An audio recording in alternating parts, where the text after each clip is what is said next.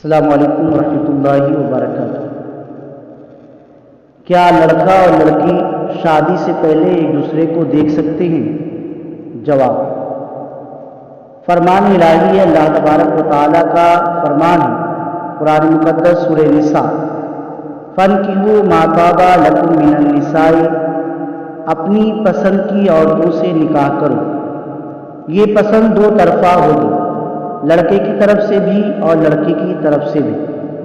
کسی پر اس کی مرضی کے خلاف کوئی فیصلہ ٹھونسنا یا تھوپنا نہیں چاہیے، اس لیے کہ اللہ تبارک و تعالیٰ قرآن پاک میں ایک اور مقام پر شادی کا مقصد بیان فرماتا ہے،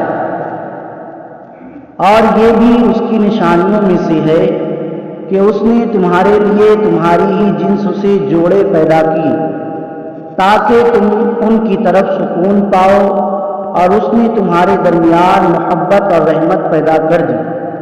بے شک اس نظام تخلیق میں ان لوگوں کے لیے نشانیاں ہیں جو غور و فکر کرتے ہیں۔ سورہ روم۔ اس تعلق سے چند احادیث مبارکہ بھی سماعت فرماتے ہیں کہ حضرت جابر بن عبداللہ رضی اللہ تعالی عنہما سے روایت ہے، رسول اللہ صلی اللہ تعالی علیہ وآلہ وسلم نے فرمایا، جب تم میں سے کوئی کسی عورت کو پیغام نکاح دے، اگر اس کی ان خوبیوں کو دیکھ سکتا ہو جو اسے نکاح پر مائل کرے تو ضرور ایسا کرے۔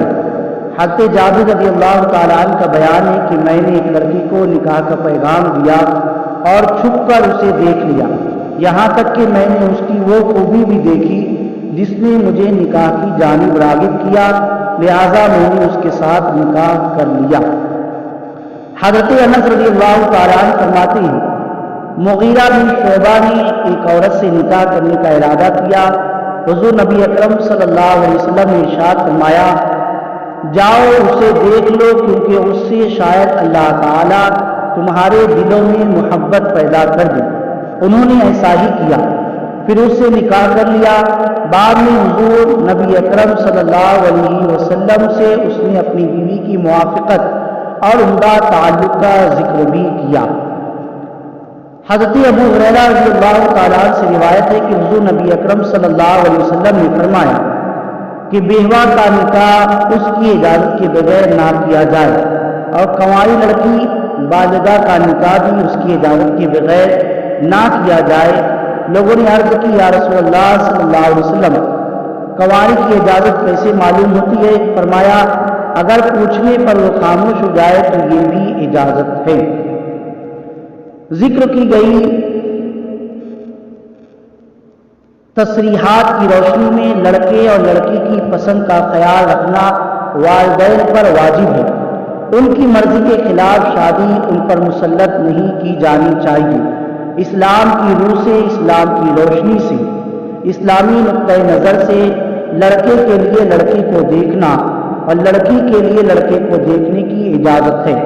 اگر دیکھ کر جاننے کی کوشش کریں تو پھر حدود عبور ہوتی ہیں، یعنی اگر یہ چیز کیا جائے تو لوگ حد سے زیادہ آگے بڑھ جاتے ہیں۔ جہاں بہت ساری چیزیں ہونے کا ڈر ہو وہاں سے بچنا بہتری ہے۔ شادی سے پہلے دوسرے کو دیکھنا بھالنا مغربی دنیا سے زیادہ تو کوئی نہیں کرتا۔ شادی سے پہلے وہ 2 سال 3 سال 4 سال تک دوست رہتے ہیں، جب ایک دوسرے کو اچھی طرح دیکھ اور سمجھ لیتے ہیں تو پھر شادی کرتے ہیں۔ اس کے نزدیک یا اس میں بہت سارے گناہ کے پہلو بھی ہیں، اسلام اس کی اجازت نہیں دیتا۔ اس کے باوجود سب سے زیادہ طلاقیں اور علیحدگیاں مغربی دنیا میں ہی ہوتی ہیں۔ آپ کو 100 میں سے 2 جوڑے ہی ایسے نظر آئیں گے جو بڑھاپے تک اکٹھا رہے ہوتے ہیں۔ لیکن برعکس اسلام کے کہ اسلام اتنے وقت تک شادی کیے بغیر رہنے کی اجازت نہیں دیتا، ہاں صرف دیکھنے کی اجازت دیتا ہے، سمجھنے کی اجازت دیتا ہے۔